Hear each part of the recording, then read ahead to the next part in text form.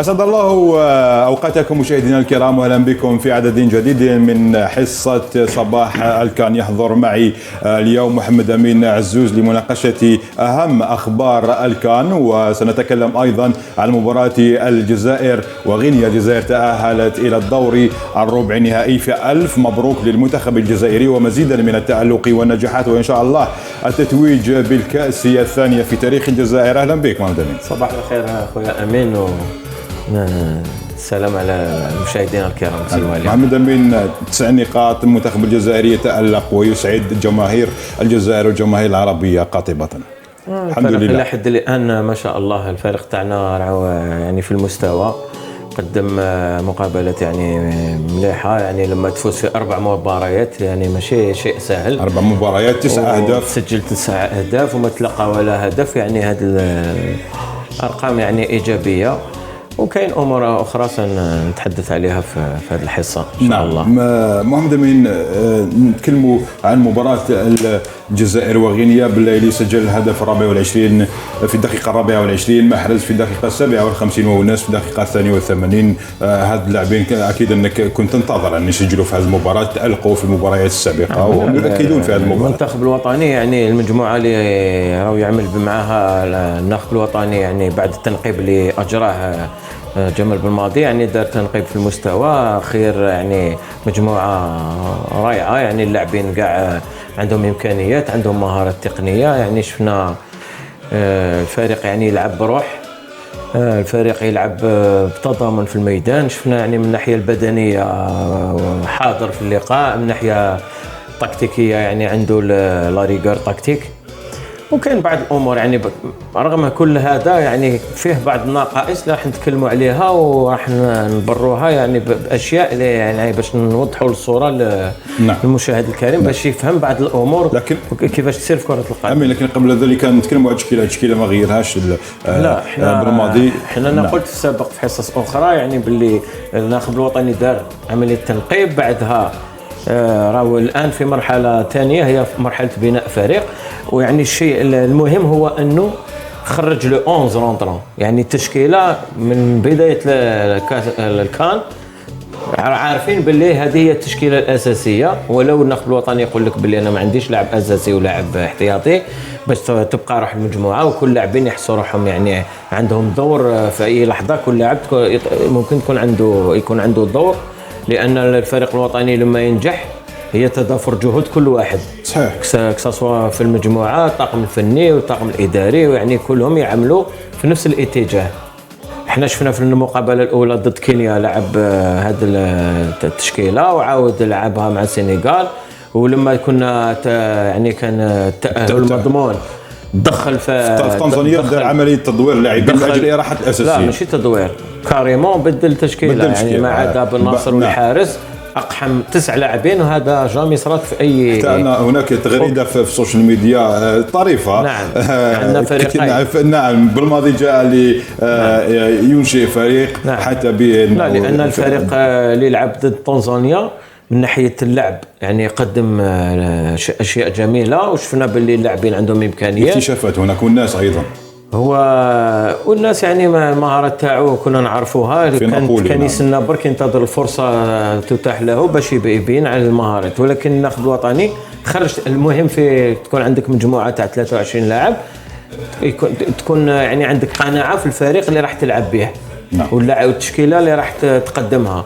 احنا الان التشكيلات يعني اتضحت الصوره بالنسبه للتشكيله. نعم. أمين، فقط اضيف معلومه للمشاهدين الكرام فيما يخص والناس، بما انك ذكرت والناس، هو دخل قائمه او وصل في قائمة هدافي الكان لحد الآن ب3 أهداف رفقة ساديو ماني لاعب السنغال، وأوديون إيغالو من نيجيريا، وسيدريلا باكامبو من الكونغو. والشيء اللي حاب نزيده لك هو أن شفنا مثلا والناس يعني ما كانش زعفان باسكو ما دخلش في التشكيله، ولا رغم انه قدم مقابله كبيره ضد تنزانيا، ولكن لما اقحمه الناخب الوطني تمتم الى ريبوندو بريزون، يعني سجل هدف رائع. بعد يعني كانت لقطه جميله جدا بين محرز وعطال فيناليزاها، والناس شفنا باللي هذا هو لما تكون عندك مجموعه متكامله واللاعبين فهموا رساله الناخب وكاين ثقه في المجموعه وعلى بالو باللي يعني كل لاعب عنده القيمه تاعو وعنده الاهميه تاعو، المجموعه يعني تكون سوليدة. يعني شفنا فريق لعب بروح وشفنا يعني اشياء جيده. كاين بعض الامور راني تكلمت مع بعض الزملاء وبعض يعني حول المقابله، كاين يقول لك شفنا يعني رانا نفوزوا ولكن الطريقه يعني ما شفناش. كاين بعض نعم محللين في البلاطو التلفزيون يقولوا ما كاش هناك نظام لاعب وتكتيك. كيفاش ترجع لهم امين؟ ما تقدرش تفوز ب4 مباريات وما تلقى ولا هدف وتسجل 9 اهداف لو ما عندكش يعني باس سور بلون تكتيك. ولا احنا لازم الشعب تاعنا يفهم شيء باش الفريق الوطني يطبق كره جميله والاستحواذ على الكره يكون اطول، ويعني تكون لي باس يكبروا، باسكو الفرق الكبيره كلها عندها نومبر دو باس إلفي. علاش؟ لان لما تكون عندك الكره وتستحوذ على الكره تلواني الدونجي من الكون تاعك وعندك الفرص تاع التسجيل يكونوا اوفر. صحيح. ولكن الناس لازم تفهم باللي الناخب الوطني شحال عندهم اللي جا الفريق الوطني، عنده ربما معدل 40 حصه تدريبيه مع الفريق الوطني في عنده قريب عام، نقولوا عام. نعم. عنده في الفريق الوطني شحال مقابله دار؟ انا ما كانش عنده يعني قبل كان لعب 8 أو 9 مقابلات، واللاعبين اللي راهم في التشكيله الاساسيه ما عندهمش مقابلات كثيره بيناتهم، باش تكون العلاقه بين اللاعبين وباش يكون انسجام في اللعب وتكون يعني تحط اللعب اكثر وتستحوذ على الكره اكثر. لازم اللاعبين يتعودوا يلعبوا اونسومبل. وحنا المشكل اللي عندنا اللاعبين مجولهم محترفين، ما عندناش تربصات كثير باش نخلقوا بلوس دو ماتش. لا، كل المنتخبات ما عندهاش تربصات كثيره وكلها يعني بالمقارنه المنتخب المصري معليش، ولكن كلها عندهم لي دات فيفا، ولكن عندهم بوكو دو ماتش اونسومبل. احنا شحال شاك فوا نذكر الناس تفهم باللي باش تكون لا كويزيون والانسجام يكون لازم اللاعبين يكونوا متعودين يلعبوا اونسومبل. محرز عطال ما عندهمش بوكو دو ماتش اونسومبل، بالماضي حتى في الدفاع محور الدفاع ومندي ما عندهمش بوكو دو ماتش اونسومبل، لكن على ذكر بالناصر نعم وبالليلي وبفغولي ما عندهمش بوكو دو ماتش اونسومبل. دونك سي ديجا بيان. الان قوه الفريق تاعنا وشنو هي الان؟ هي عندهم الروح، عندهم من الناحيه البدنيه محضرين جيدا، وعندهم الانضباط التكتيكي. يعني تحس لازم نقولوها ونأكدوها بلي الناخب الوطني عنده خطه واضحه الان اتضحت، يعني صوره عنده طريقه لعب، لان خاد بعين اعتبار باللي من ناحيه الانسجام الفريق الوطني ناقص من هذه الناحيه للاسباب اللي ذكرناها باش ما نعاودوش نذكرها شاك فوا. مادام عندي مشكل في الانسجام لان اللاعبين ماشي متعودين يلعبوا اونسومبل، ولو بعض الناس يقول لك كيفاش مؤلف فغولي ومحرز مؤلفين في الفريق الوطني، ولكن تشكيله من رقم من بولحي الى اللاعب 11 ما عندهمش الامام. بالناصر الى با بيتو يلعب تيتولار في الناسيونال، بالليلي ني با لابيتود يلعب تيتولار في الناسيونال، عطال عنده بعض المقابلات وراه جديد في الفريق الوطني، بالعمري ما عندوش بزاف من افريك ناسيونال. دونك الذكاء تاع المدرب هو انه في هذه مرحله بناء الفريق الوطني صاب خطه ناجعه يلعب بها باش يفوز، ولهذا لم يغير التشكيله على ذكر امين. نعم. بالماضي باش يفوز وفاز يعني. نعم الحمد لله لي ريزولطا نتائج عطاو له الحق، بصح باش تقول لي الفريق الوطني راه يلعب بعشوائيه يعني وما عندوش انضباط تكتيكي وما عندوش طريقه تكتيكيه يلعب بها، هذا خطا وما يعني ما كاش منه. خوفات صريحات في رايك لماذا بعض المحللين تلقاهم لاعبين كبار في السابق مع المنتخب الوطني ومع انديه كبيره في الجزائر يطلقوا تصريحات كما هذو؟ في رايك بدافع ماذا؟ احنا نحترموا كل واحد، نحترموا جميع اللاعبين. نعم احنا انا با جوجي واش يتكلموا. نعم نحترموا جميع اللاعبين. احنا في رايك علاش راهم يطلقوا تصريحات؟ لا انا نقول لك انا ما عنديش علاش نقول لك علاش راهم يصرحوا هكذا. هو كل واحد حر في التصريحات تاعو. عندنا جمهور رياضي يفهم كره، احنا نعطيو له المعلومه، نوصلوا له لي ريزون اللي اداو الفريق الوطني. ممكن ماهوش يستحوذ كثير على الكره، ممكن احنا ديما نقولوا باللي الفريق الوطني يقدر يتطور وعنده البوتنسيال باش يتطور ويلعب احسن، ولكن يجي هذا الشيء بالوقت. نعم. وبالعمل، ولما اللاعبين تكون عندهم يعني مباريات كثيره بيناتهم. وشيء اخر في الاحتياط عندنا دكه الاحتياط في المستوى، لاعبين في المستوى، نعم. ولما يغيب لاعب ممكن يروبلاسي واحد اخر وما يكونش ما ياثرش على امين. احنا نحترموا، احنا فقط نوضح لمشاهدينا الكرام، احنا نحترموا جميع اللاعبين السابقين سواء كانوا دوليين ام غير دوليين، لكن هناك يجب ايضا ان نوضح امرا اخر، ان هناك لاعبين دوليين سابقين ايضا يثمنون ما يقوم به بالماضي في المنتخب الوطني الجزائري ويشجعونه للمزيد من النجاحات. ليس كل اللاعبين دوليين سابقين ينتقدون بالماضي في هذه لازم تفهم شيء. الواحد كي يدير اناليز لازمش يدخل مشاعر. لاعب قديم ممكن بعض اللاعبين القدامى عندهم نظره، ماذا بهم الفريق يحط الكره، ماذا بهم يعني يكون يعني الانسجام في اللعب، هذا يعني شيء وارد ما فيش مشكل. ولكن انا ما يعني حاجه ما نحبهاش لما تشوف باللي زعما تغننت. كاين بعض فيهم تغنان. نعم، لكن البعض اخر. امين، انا عندي يومين تكلمت مع اللاعب الدولي السابق يحيى، كان جد سعيد بما يقوم به بالماضي. نعم، يحيى حسين سيتن باش ما نجملوش كاع الناس. يحيى حسين ولا علي فرقاني ولا سيدي جنتلمان. نعم. يعني عندهم رزانه في الكلام، نحييهم ولا لاعبين اخرين. نعم. وما من اللاعبين اللي ممكن ما نتفقوش معاهم في الاناليز، ولكن نحترموا الاناليز تاعهم.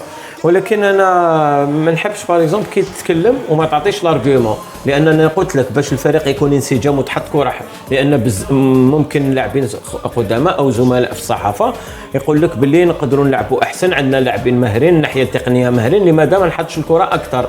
ولكن فهمتك لا ريلاسيون بين اللاعبين تكون جيده ويكون انسجام ولا كويزيون لما يوليو الاوتوماتيزمات واللاعبين يتعاودوا يلعبوا انصون. ومع الوقت نخلقوا طريقه لعب خاصه بالمنتخب الجزائري في قادم الاستحقاقات. مشاهدينا الكرام، ندعوكم الى متابعه تصريح جمال بالماضي بعد مباراه غينيا والجزائر التي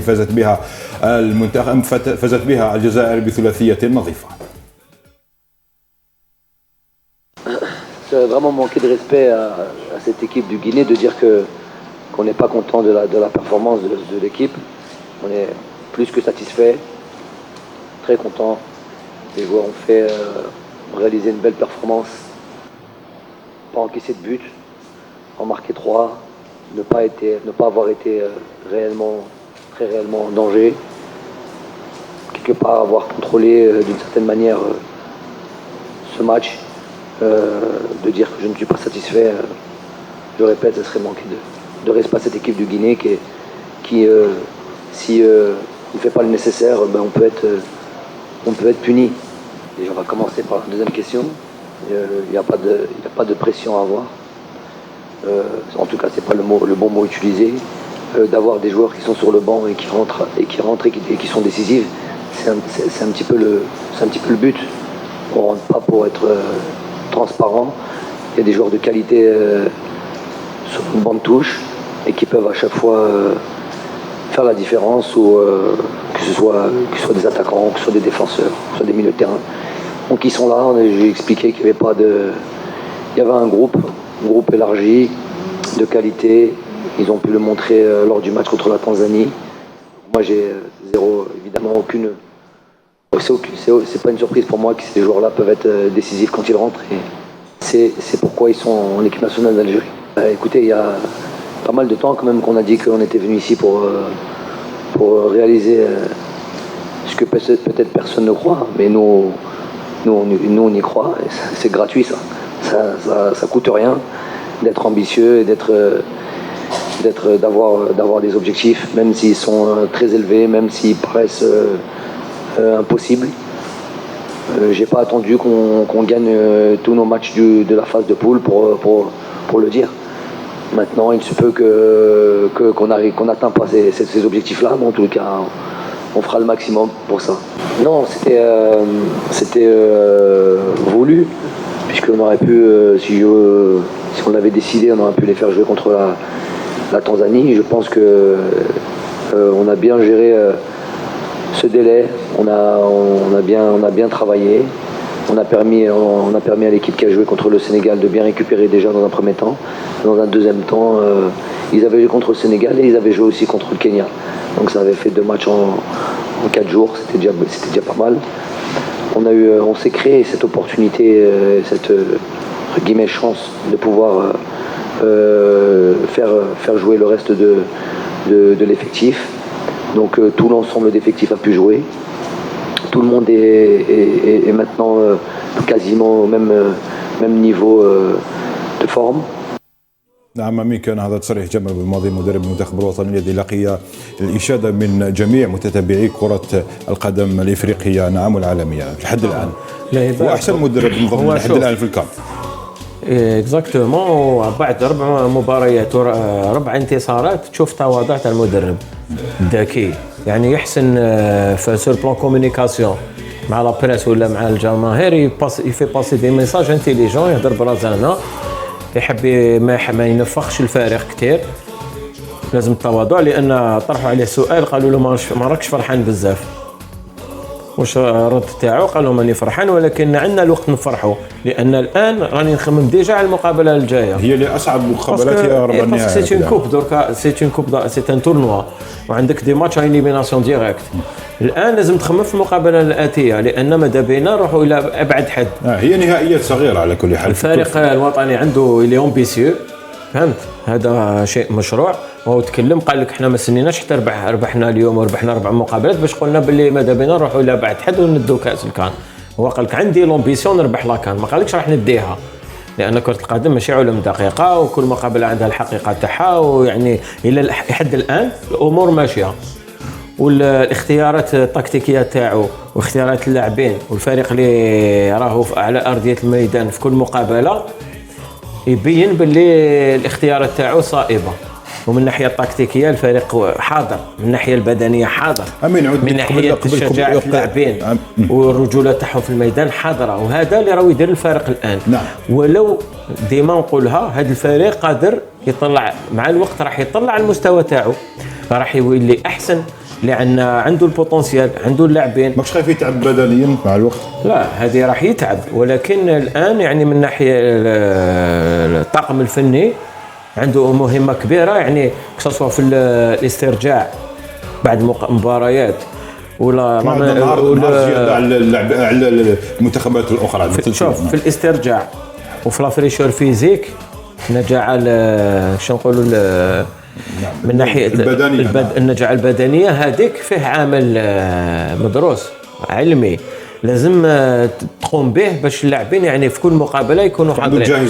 ولو نشوفوا مادام كاين الحراره ومادام ستان تورنوا وفيه من ناحيه البدنيه فيه مجهود كبير تبدلوا في كل مقابله، يعني لازم تعرف تجيري. مومون دوني البارح شفنا بلي الفريق الوطني كان يسير في المقابله، ما كانوش يعني اللاعبين ما يبذلوش جهد يعني كبير في الفراغ، لان لازم تكون عقلانيه في تسيير المقابله مادام راك رابح بعد تسجيل الهدف الثاني. امين، نعود لك قبل كاس افريقيا استسمحك، الكثير كان يتخوف من خط الدفاع. كنت راح نهضر لك على خط الدفاع. امس بالعمري ورفقائه في خط الدفاع قدموا مباراه لا باس بها، صح. وقنعت جميع المتتبعين. شوف، في الدفاع الان عندنا من ناحيه الدفاع ما لازمش نتكلموا غير على المدافعين. كانت هناك اخطاء في مباراه مونديال الجزائر في الوديه تاع قطر اللي درنا 1-1، كانت اخطاء في محور الدفاع. احنا هذوك المباريات الوديه تمكنك باش تصلح بعض الامور أكيد. وتشوف الفريق تاعك كيفاش يلعب، ويعني تحضروا المقابلات الرسميه.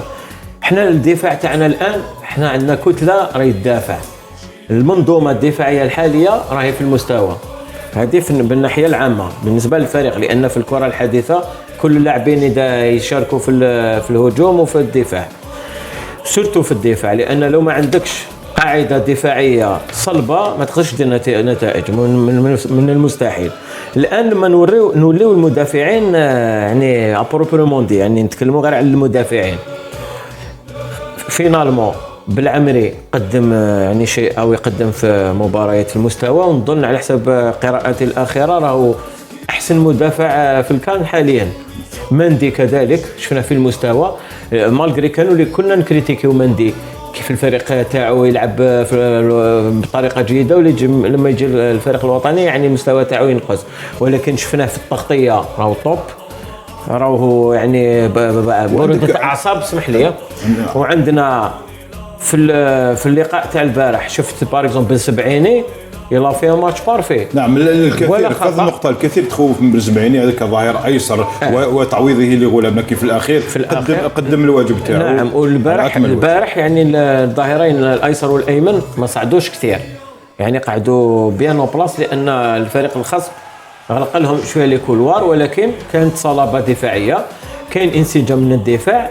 عطال كان في المستوى ولكن كان شويه في لا بريسيبيتاسيون لما يحكم الكره، بارفوا يحب يدير ان بو بلوس كو واش لازم، ولكن شفناه في لقطه الهدف شاك فوا لي ديسيزيف. مع كينيا جاب ضربه جزاء في بعض المقابلات يعني اللي ديسيزيف. البارح في اللقطه اللي عطاها له محرز كان عطاه اون باس ديسيزيف دو بوت، اون بال دو بوت اللي سجلها والناس يعني من لكن عطال ما شفناش هجوميا وعندنا ان شاء الله نشوفوا في قادم المباريات. وعندنا شيء اخر، الحارس مبولحي يعطي يعني ثقه للمدافعين تاعو، لان شفنا الحضور تاعو البارح في سيرسال تاع البال. مبولحي امين نعطيك احصائيه فقط. مبولحي عاد لرقم سرباح الحارس الدولي الاسبق نعم في الثمانينات في الاحتفاظ بشباك نظيفه في 4 مقابلات سرباح كان في 84 بكوت ديفوار. امين على ذكر اللاعبين ندعو المشاهدين الكرام الى متابعه تصريحات لاعبي منتخب الجزائر بعد مباراه الجزائر غينيا ثم نكمل النقاش. Je pense début de match, avant qu'on a pris le but, je pense qu'on était dans le match. Après, on a fait une erreur et on le sait, le point fort de cette équipe algérienne, qui sont vraiment puissants, qui ont vraiment une très bonne équipe. Si tu perds, c'est très difficile pour revenir dans le score, surtout comme on a des problèmes pour marquer. Mais je pense aujourd'hui, deuxième mi-temps, on était chaque fois avec une erreur aux bases de le but qu'on a pris. Et on doit être honnête que l'Algérie était mieux que la Guinée aujourd'hui qui mérite la victoire. Je pense quelques mois passés, tu vas parler différent, non? Tu n'as pas parlé la même langue, alors moi je ne vois pas. On est en train de construire une équipe. L'objectif c'était qualifier, on s'est qualifié. Après on a passé le premier tour. Alors on va continuer le travail n'est pas fini. On va encore construire, on va encore améliorer des choses, on va encore faire des directions pour des joueurs. En tout cas on a fait les choses bien et voilà, on a montré qu'on était encore là et il faut garder les pieds sur terre et encore être sérieux pour essayer d'aller jusqu'au bout. كنا اليوم كنا بيان كونسونطري كما تشوف لي الريزلطا اللي فاتوا زادوا حمسونا شويه. اليوم دخلنا ب 300% بلوس كو لي ماتش اللي لعبناهم الاولين. كنا حابين نربحوا ليكيب كاع تحسها كونسونطري حابين يديروا حاجه. الحمد لله يا ربي حققنا فوز واداء ونتيجه. الحمد لله ان شاء الله نكملوا هكا باش نديروا حاجه ان شاء الله في هذا اللاكار. احنا نتمناو نروحوا بلو لوان بوسيبل. ونشكر بزاف لي سيبورتور اللي جاوا اليوم ومام اللي شجعونا في الجزائر على بالنا بلي راهم كاع حابين نديروا حاجه. وان شاء الله هذه موتيفاسيون لينا وان شاء الله نفرحوا. دوكا ما لازمش تخمم مع من طاح اللي طاحت مرحبا بها وان شاء الله نديروا كلش ان شاء الله. نعم أجواء عائلية نعم في المنتخب الوطني الجزائري صنعها اللاعبين. وأيضا كما قلت منذ لحظات منذ قليل قلت أن اللاعبين المدرب الوطني عنده البساطة، كذلك اللاعبين عندهم البساطة ودائما ما يسقفوش طموحات، يكون دائما رجليهم في الأرض. ماشي ما يسقفوش طموحات. لما تفوز مقابله لازم تعاود تركز وما جامي تقول باني الحق، ما تدخلش في الغرور، لان الان رانا يعني في فورمه كبيره في نتائج كبيره. انا يعني نقول للمشككين يعني سي دوماج، لان كاين دي بيرسون هكذا متشائمين، ديما متشائمين، تفوز متشائمين، تخسر متشائمين. هي في كل تفوز ولا تنهزم شاك فوا عندك درس تخلصه. رانا شفنا كل الصحافة العالمية كلها عربية أو من في القنوات كلهم راهم يشكروا في الفريق الوطني. على ذكر الدرس لا اسمح لي أمين، هذا شيء مهم. كلهم راهم يشكروا في الفريق الوطني، راهم يقولوا بلي الفريق اللي راهو يعني في فورمه كبيره وعنده لاعبين يعني يلعبوا برجوله ومن ناحيه تكتيكيه منضبطين وعندهم الفرجه هذه رغم النقائص في اللعب، ولكن شفت طريقه تسجيل الاهداف كيفاش كانت من الطريقه الفنيه. وحنا بعض الناس ديما متشائمين، ديما يتخوفا دير صح الفريق الوطني يقدر يعمل اكثر احسن ولازم يبروغريسي في طريقه اللعب، وكاين هاد الامور اوكي، بصح حنا لازم نتنيو على الاشياء الايجابيه اللي راهي الان. واش مطلوب من الفريق الوطني؟ مطلوب سجل، مطلوب فاز، مطلوب من الدفاع ما يتلقاش اهداف، ما تلقاش اهداف. الجزائر يعني هي المنتخب الوحيد، مرحله ايجابيه نعم. جدا. الجزائر هي على ذكر الدفاع، الجزائر هي المنتخب الوحيد الذي لم تتلقى شباكه اي هدف لحد الان. وحنا كان عندنا منذ بعد كاس العالم 2014 وخاصة بعد ذهاب غوركوف كان دائما نتكلموا على مشكل تاع الدفاع ومحور الدفاع. في وقت وجيز الناخب الوطني صاب حل من ناحية في الدفاع وفي محور الدفاع، وعطى ستابيليتي للدفاع تاع الفريق الوطني. صافي يدير هذا الانسان ما لازم نفخوه، ما لازم نقصوا من قيمته، راهو يعمل بجدية وبطريقة علمية وعنده تجربة في الاحتراف، ويعني عمل في التيران كمدرب وجاب نتائج. يعني الان كان حسن الاختيار فينالمون. وحنا شفنا دائما نذكروا اشياء، النخبه الوطنيه دائما كانت تقدم يعني اشياء جميله جدا وتجيب نتائج مع مدربين جزائريين. نعم. بلا ما نقصوا سيغتان زيترونجي كيما ليلوزيتش ولا روغوف ولا رايكوف اونتروت اللي جابوا اضافه للفريق الوطني، وكانوا اللاعبين تعلموا منهم باشياء كثيره من الناحيه التكتيكيه من ناحيه الانضباط اكسترا. ولكن تشوف مثلا محي الدين خالف، في وقت محي الدين خالف الفريق الوطني كان ديما يلعب بطريقه جيده، ولو بعض كثير من الناس الان حبوا يردوا محي الدين خالف ماشي مدرب وما دار والو. وانا نذكر نحييه بالمناسبه، نذكر باللي محي الدين خالف يعني هو اللي تا لافونغارد جو بروفيسيوناليزم شبابة القبائل. كان فريق يعني من ناحيه هو فريق محترف بأتم معنى الكلمه. لما كان خالف محي الدين على راس الفريق مع ستيفان زيفوتكو وسي لونترينو لو بلو تيتري دالجيري. امين. وحنا نتمنى ان ينتقل الاحتراف من المنتخب الوطني حاليا الى الانديه الجزائريه. امين. انتهى وقت الجزء الاول من هذه الحصه. مشاهدينا الكرام، فاصل ثم نواصل، لا تذهبوا بعيدا.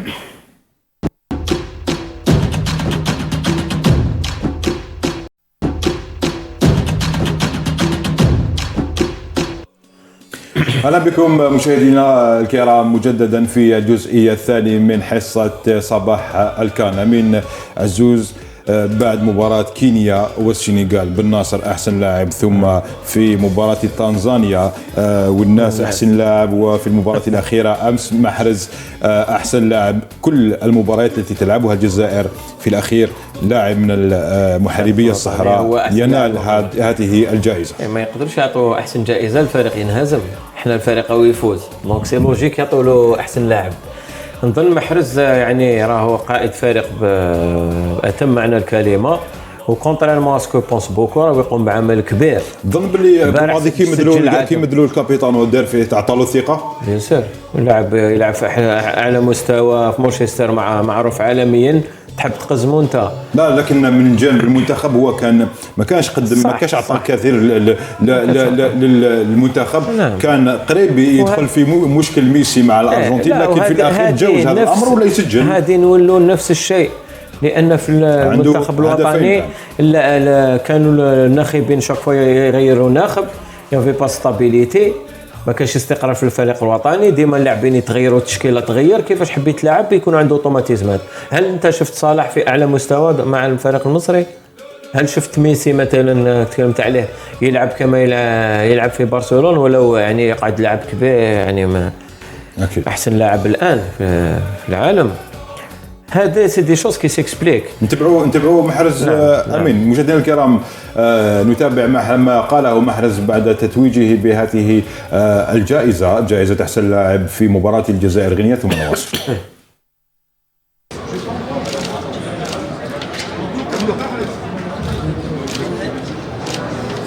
رياض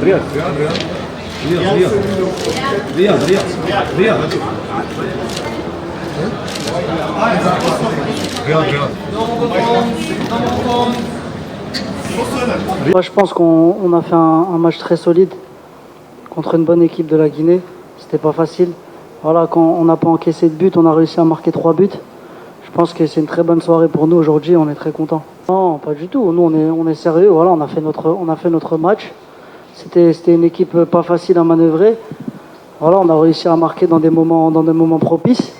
On a fait la différence et voilà, on a réussi à pas encaisser de but. Et quand on n'encaisse pas de but, on a plus de chances de gagner. Donc, c'est comme j'ai dit, c'est une super soirée pour nous. امين، تحس باللي محرز راهي عنده ثقه ولات له ثقه مع المنتخب الوطني الجزائري، خاصه ان في هذا الموسم مع مانشستر سيتي لم يلعب كثيرا، لكن مع المنتخب الوطني الجزائري تحسوا باللي ولات له ثقه هذيك اللي كانت خاصته مع المنتخب في سنوات ماضيه مع مدربين سابقين. على بالك خطاب تاع مدرب مع اللاعبين تاعو وطريقه العمل معاهم والثقه، ميزان جيده تاع بالماضي. يعني بالماضي راهو في المستوى من هذه الناحيه، حب يعطي ريسبونسابيليزي محرز. انت راك لاعب عالمي، نعطيك الكابيتانا، لازم انت تعطي المثال. شفنا هدف ماركا، هدف رائع، مد كرات يعني جيده في الهجوم، قام ببعض اللقطات كانت في المستوى، عاون في الدفاع، يعني دار نيفور باش يدافع مع زملاء تاعو، الى ريكوبيري بوكو دو بال. راهو في مرحله تصاعديه مع الفريق الوطني، راهو يقدم وجه احسن من واش كان يقدم من قبل. ولكن كاين لاعبين اخرين بالليل شفت الهدف اللي سجلوا مع الهدف الاول كان رائع. وهنا يعني نحييو فريق ارسيجي اورون، فريق صغير ولكن قديم وعريق، قدم لاعبين اثنين في مستوى كبير وراهم يلعبوا في الفريق الوطني. بونجاح من مدرسة ارسيجي اورون، هذه لازم نذكروها، وبالليلي من مدرسة ارسيجي اورون. نعم، نحيو محبي الفريق. هذا الفريق راهو ينشط، مانيش عارف ولا في الدرجة الرابعة ولا الخامسة في البطولة الجزائرية، وفريق واحد ما يدعم فيه الوك يخرج لك لاعبين لعبوا اون جون كاتيجوري كيف اون كادي كانوا كيف وراك تشوف باللي مال كي يلعبوا كيف وتفورموا كيف فريق ار سي جيو. الان راهم يلعبوا في الفريق الوطني، تحس عندهم انسجام. شفت الهدف الاول كيفاش تسجل بالغمزه برك، يعني عندهم اوتوماتيزمات. نحيوا فريق ار سي جيو، وانا جو لونس ان ابل لي زوتوريتي دورون، الوالي والمسؤولين وكذا، باش يتهلاو في هذا الفريق، لان خرج لاعبين كبار. نعم، ومد لاعبين كثر للانديه، وليكزامبل برك بونجاح وبالليلي اللي لاعبين يعني في مستوى كبير، راهم ينشطوا في الفريق الوطني وما عنده ولا تدعيم. نحي جو بروفيت دو لوكازيون باش نفتح قوس باش نترحم ونعزي على لاعب سابق مختار الشاملي الله يرحمه. يعني انا تقصت بزاف في الديسي تاعو، ونعزيو العائله تاعو ربي يرحمه ويوسع عليه. يعني كانت فاجعه. يعني هو اخ قادك الشاملي، خو قادك الشاملي، نحييه اللي هو صديقي. ويعني نشوفوا باللي وهران نحيو كل سكان ولايه وهران من هذا المنبر، كما يعني احنا ريسبكت كاع التيريتوار ناسيونال وكاع الفرق يعني العريقه. ولكن اورون لا توجور دوني دي جوار دو غروند فالور. لازم خرجت لك شويه من الفريق الوطني، ولكن ديما اون لونس ميساج. تشوف مثلا فريق كما جمعيه وهران، فريق مكون، فريق مثل ولد وهران ما عندهمش يعني شركه ولا ما عندهمش، لازم يكون يعني عد في تقسيم شركات وطنيه دون اون فاز ترانزيتوار باش نعاودوا نستركتوريو الفرق تاعنا، لان البروفيسيوناليزم ماهوش ناجح في الجزائر. لازم نصيبوا طريقه اخرى بور اكومباني لي كلوب باش بعدين يعني ان شاء الله امين هذا الانجاز تاع المنتخب الوطني ان شاء الله يتواصل انجاز المنتخب الوطني، وحتى ان شاء الله تتويج ما يكونش الشجره التي تغطي الغابه مثل ما حدث سابقا في السنوات السابقه. كاين شيء اخر نحب نتكلم عليه، انا ما نحبش نتكلم كثير عن اللاعب المحترف واللاعب المحلي، لان ما من لاعب المحليين محترفين. نعم. ولكن الكره المحليه وعطال وبالسبعيني وبالعمري يخرجوها هذه دونك صافي دير عندنا لاعبين ونجاح وبالليلي. عندنا نعم. مدارس هنا وطنيه لازم الدوله ولازم الوزاره تعتني بها جانب التمويل اكزاكتومون ونعاونهم، لان راهم يقدموا اشياء كثيره. نعم، بما اننا تكلمنا على محرز منذ لحظات امين، دعني ان افيد مشاهدينا الكرام باحصائيه، وان محرز في 3 مشاركات في نهائيات كاس افريقيا سجل 5 اهداف ليلتحق بجمال مناد الذي سجل ايضا 5 اهداف في نهائيات كاس افريقيا، والمتصدر بلومي الاسطوره انتصرت الجزائر باللومي ب6 أهداف. تواصل غياب إبراهيمي لثالث مباراة. إبراهيمي أمين شارك فقط في مباراة كينيا ب17 دقيقة. تظن إبراهيمي خرج من هذا الكان ولا قادر يعود الولي في المباراة تاع الربع النهائي؟ شوف، هي إبراهيمي راه موجود في المجموعة وهو لاعب يعني ماهر، عنده مهارات. هو بسبب الإصابة التواء في الكاحل. لا، في الأول كان نظن كان اختيار تاع التشكيلة الأساسية ما كانش فيها إبراهيمي، لأن احنا ما عندناش لي سنتيمون. يعني الناخب الوطني شاف باللي جمال بالماضي ما عندوش لي سنتيمون. لا نعم. شاف باللي لازم يدخل بهذه التشكيلة ضد في المقابلة الأولى ومن بعد يقحم إبراهيمي في الربع ساعة اللي لعبها ما بينش أشياء كثيرة. لماذا؟ لأن في الفترة اللي دخل فيها في الفريق الوطني كان فايز ب2-0 وكان فريق الخصم مسيطر على هذاك الربع ساعة، إذن ما كانش بالإمكانيات تاع إبراهيمي باش يبرز. لكن جمال بالماضي يعرف إمكانيات إبراهيمي. لا، ما فهمتنيش. كي تقرا كي تشوف لي شيفر، لأن احنا مع نحيي بالمناسبة الأستاذ في كرة القدم سعيد حدوش اللي يعني علمنا مع كيماس. نعم. مع شركة كيما اللي يعني عطاونا الفرصة باش نقراو الإحصائيات وتعلمنا كثير من الأشياء، ولات عندنا نظرة أخرى يعني لما نشاهدوا مقابلة نشاهدوها بالعقل وليس بالعينين فقط. مهم جدا للصحف. وفيها ريفليكسيون. إبراهيمي لما تشوف لا كورب، لما في كل مقابله عندك كان دياغرام يوري باغ اكزومبل شحال الاستحواذ تاعك وقتاش كنت في المرحله التصاعديه وقتاش المستوى نزل في المقابله وقتاش سيطر عليك الخصم. نشوفوا بلي كي دخل إبراهيمي ضد كينيا كنا رابحين، كنا نجيريو برك في الماتش. دونك استحواذ الكره في هذيك المرحله كان عند الفريق الكيني، دونك ما بو با لو جوجي في هذيك المقابله. بعدين كانت عنده اصابه، والاصابه يعني منعته باش يحضر كل الاصابه قديمه كانت تتعرض لها في مع بورتو، ولكن عوده الاصابه. نعم، لكن الحمد لله الان يدرب باش يلعب. الى راتي كالكو سيونس دونترينمون، دونك صحابو كانوا عندهم شويه لافونس عليه، ما كانش عنده الجاهزيه. وقبل المقابله هذه بيومين نظن عاود استرجع الامكانيات تاعو وشوفيه يعني، وعاود ربرونا في لي زونطرينمون. مي ممكن في حين من الاحيان ممكن يتكل عليه المدرب. لكن أمين ما لاحظتش حاجه كاعلامي، ما شوف في وقت من الاوقات في الماضي كانوا اللاعبين اللي ما يشاركوش، خاصه اللي يحسبوا روحهم نجوم، كانوا يعملوا المشاكل ويتنرفزوا مع المدربين. لكن الان شفنا إبراهيمي وهو مثال نقدروا نذكروه. شفنا إبراهيمي في بعض الصور والفيديوهات يفرح في بعد تسجيل من دكه البدلاء، بعد تسجيل زملائه الاهداف، وتقول له يلعب اساسي كل يوم. شوف شيء ايجابي. بالماضي كل ما عندوش نجوم. بالماضي من البدايه فهم كل اللاعب وكاع المجموعه طريقه العمل تاعو والتفكير تاعو، واعطى لهم الرساله تاعو. يعني اللي يحب يمشي في هذه السياسه مرحبا به، اللي ما يحبش يمشي في هذه السياسه من الان ما يجيش.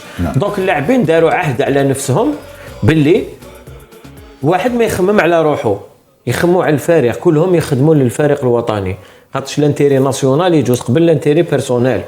ويعني شفنا باللي مادام إبراهيمي او لاعب اخر لما ما يلعبش تحكمك شو هذيك العزه، ولكن العزه تاعك هذيك خليها عندك، لان راك هنا في المنتخب تحترم اختيارات الناخب الوطني، تخلي الفريق راهو في سيروره ايجابيه وراهو يدير في نتائج، دونك ما تقدر تقول والو.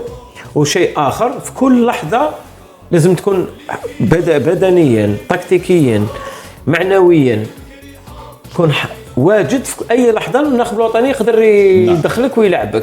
دونك هذه هي روح الفريق اللي استرجعها الناخب الوطني، اللي كان عنده ذكاء. ويعني راك تشوف باللي بالماضي عنده لا ديسيبلين، ولكن ما تحش روحك باللي لاعبين راهم في دونزين كازير يعطي لهم المسؤول. يعني كل لاعب شفنا التعامل تاعو مع اللاعبين كانوا زملاء معه. يفول ريسبونسابيليزي. دوك كل لاعب عنده مسؤوليه، لازم يكون في مستوى المسؤوليه اللي راهي على العاتق تاعو، لان الانتيري تاع الفريق يباس افون تو توتال انتيري.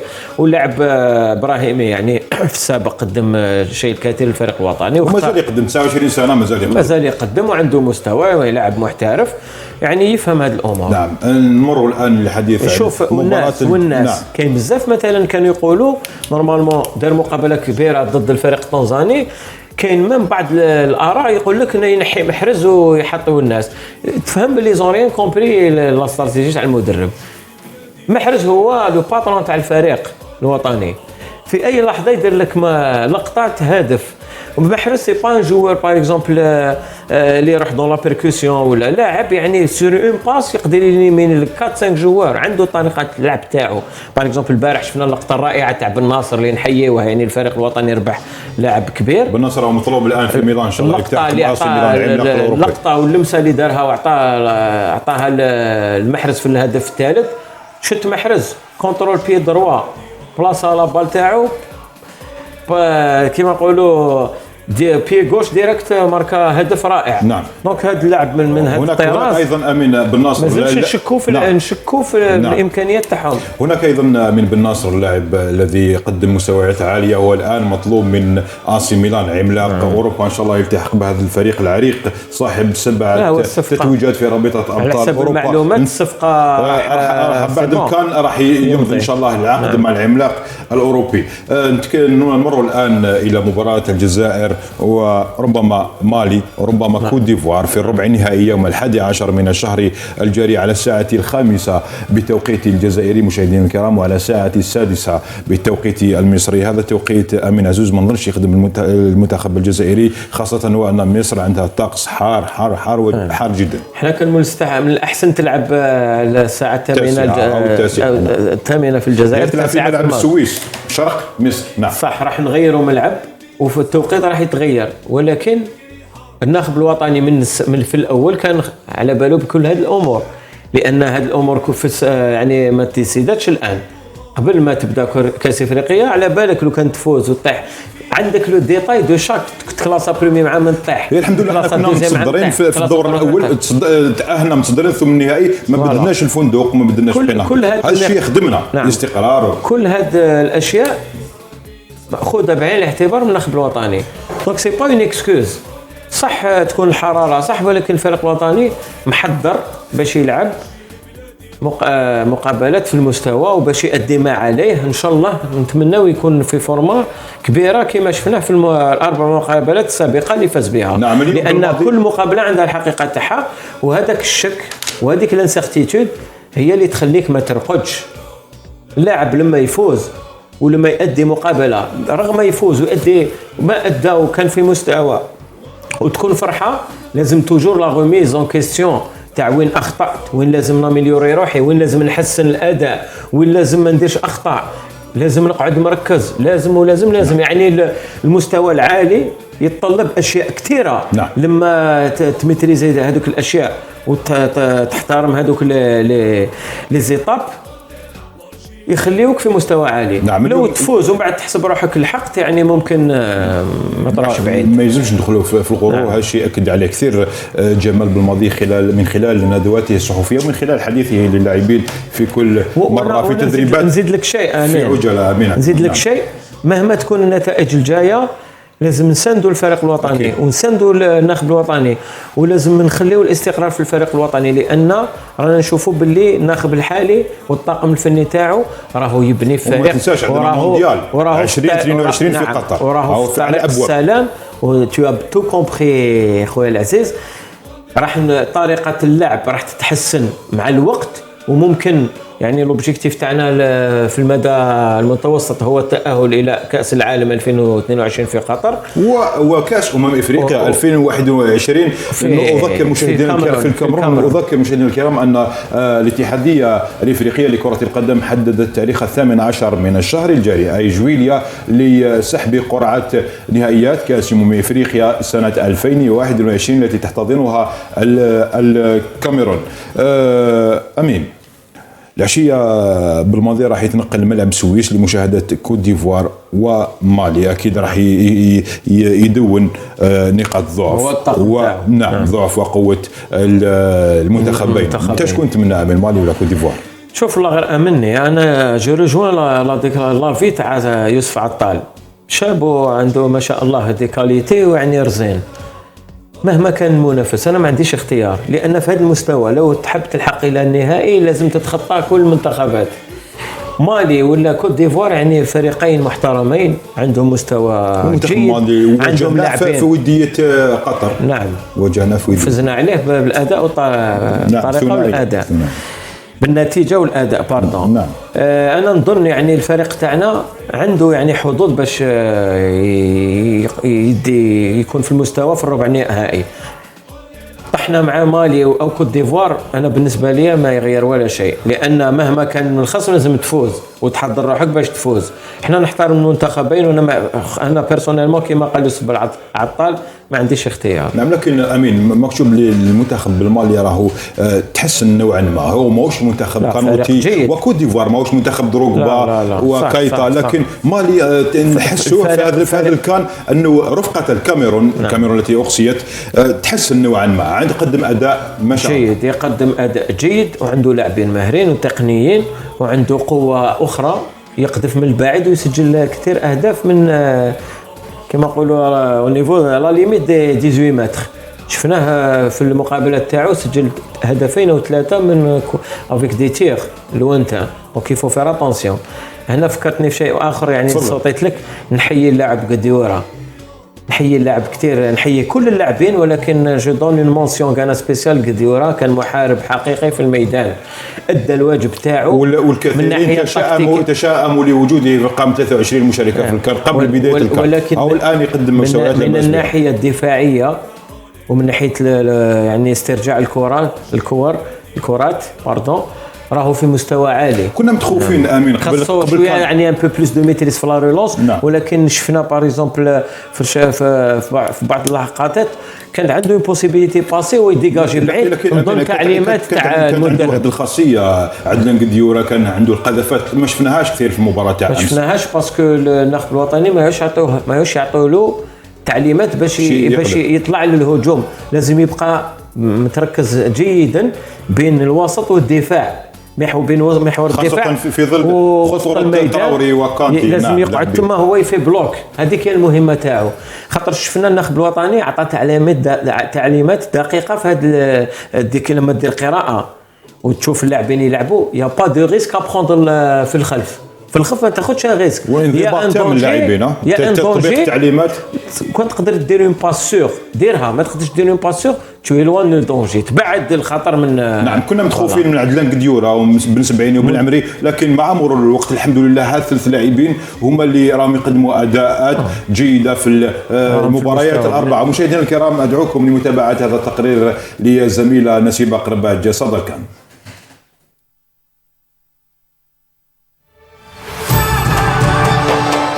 وش قالوا في الكان؟ البداية راح تكون بتألق المنتخب الوطني الجزائري لتأهل للدور الربع النهائي بعد ما تغلب على غينيا بثلاثية نظيفة. محاربو الصحراء اللي دخلوا اللقاء تحت شعار نربحوهم كاع وجاي نشمخ تريكو وناكل الحشيش على جالك يا بلادي. برافو لي فيناك والعقوبة للدور المقبل. نخليكم تشوفوا فرحة اللاعبين بهذا التأهل.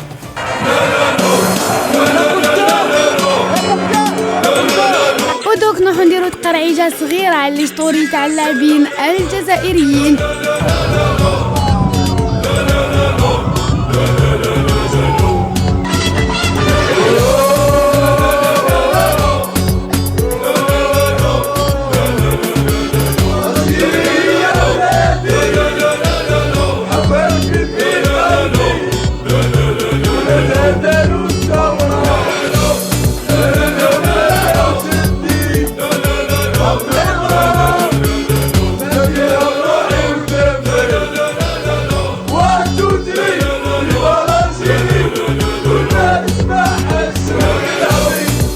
نخليكم تشوفوا فيديو لبنزيما وهو يشجع المنتخب الوطني.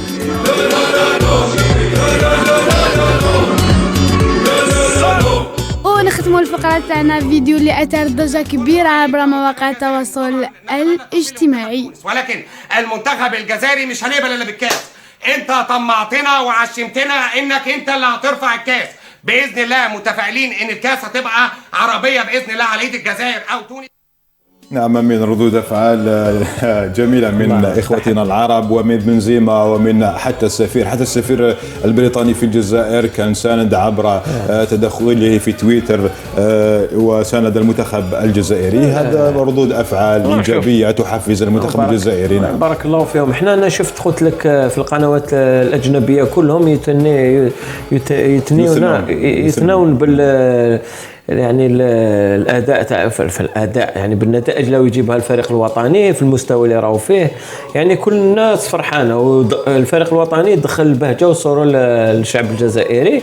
يعني صافي بليزير. احنا على بالك اوني باسيونيت فوتبول في الجزائر، نحبوا كرة القدم والشعب الجزائري كله وراء المنتخب الوطني والمناصرين راح يزيد الاعداد تاعهم راح تكون في تزايد. هناك كلام حول الجسر الجوي، هناك كلام مشاهدينا الكرام حول الجسر الجوي من الجزائر الى مصر على طريقه مباراه درمان. ان شاء الله يكون اعداد مناصري المنتخب الجزائري في مصر تتزايد بالالاف لمساندة محاربي الصحراء في مباراتهم في الربع النهائي يوم 11 جويلية على الساعة 6 بتوقيت مصر وعلى الساعة 5 بتوقيت يعني الجزائر. أمين عندي سؤال آخر. البرازيل فازت على البيرو بثلاثية لهدف في كوبا أمريكا وتوجت بهذه الكأس للمرة التاسعة في تاريخها منذ 2007. ما توجدش البرازيل منتخب باسيليساو يتوج بها في الأخيرة. تظن أن انتهاء كوبا أمريكا سيسلط الضوء أكثر على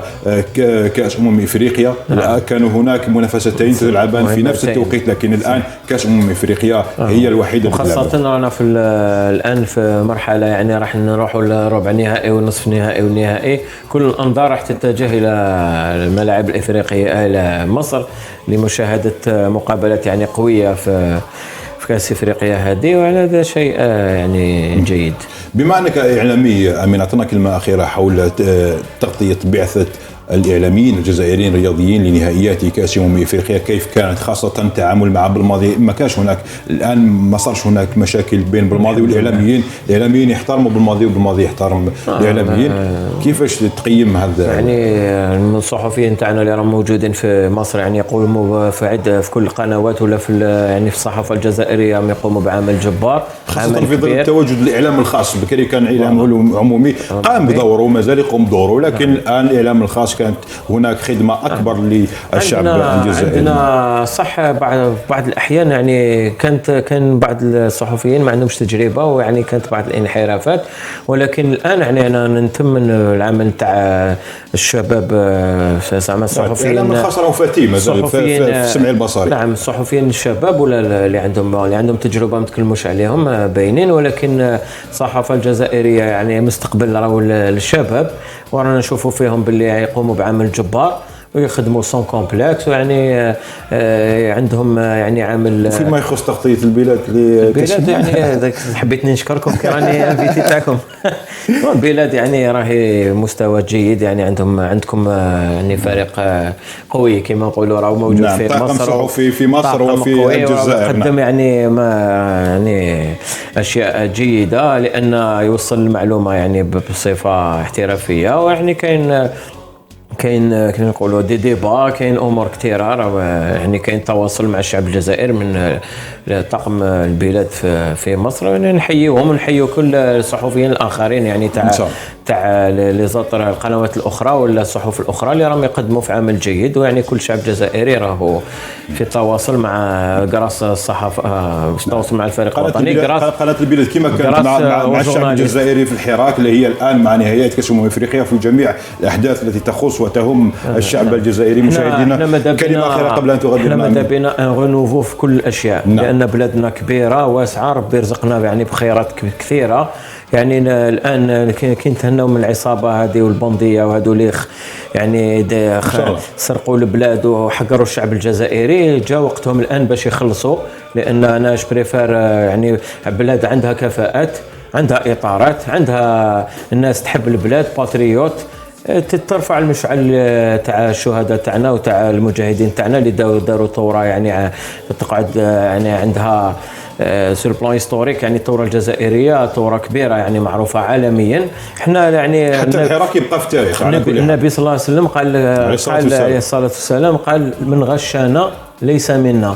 صافي دير هادو اللي غشوا الان يعني راهم يتلقاو الجزاء تاعهم، ولكن احنا الان راح نكونوا في مرحله نبنيو بلادنا، لازم نتربوا ونثقفوا ونتعلموا ونمشيو يعني في الطريق الصحيح ان شاء الله. ربي كما يقولوا في الدعاة والشيوخ ان شاء الله يعني ربي الناس اللي ملاح تاع هذه البلاد اخيارنا يعني يكونوا هما تكون على عاتقهم المسؤوليات ويعطوهم لي بوست، لان احنا لازمنا الرجل المناسب في المكان المناسب. بارك الله فيك، هذا واش نسحقوا.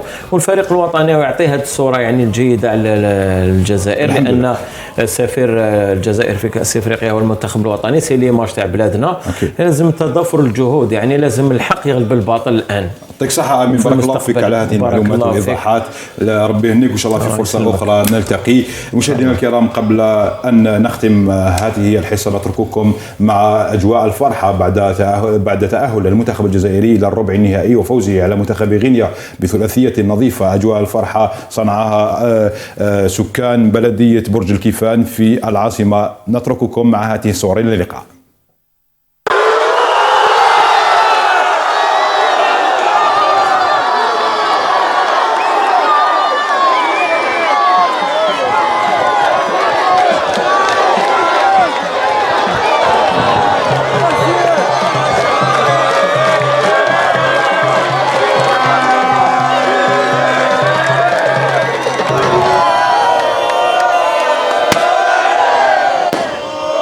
ليكيب ناسيونال فريمون فرحونا، يعطيهم الصحة وبارك الله فيهم، وإن شاء الله يكملوا هكذا، وإن شاء الله يجيبونا لا كوب دافريك لأن نحلموا بها. ثانيا يسحقوا الزوجة.